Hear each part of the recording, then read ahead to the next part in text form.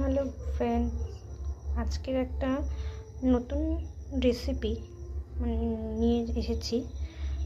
রেসিপিটা হচ্ছে কাঁকড়ার তেলে ঝালে। এই যে কাঁকড়া কেটে রেখেছি, আর এই যে পেস্টটা হচ্ছে আদা, রসুন, পেঁয়াজ আর টমেটো পেস্ট করে নিয়েছি। লঙ্কার গুঁড়ো, জিরের গুঁড়ো, নুন, হলুদ সব নিয়েছি। এবার কড়াইতে তেল দিচ্ছি।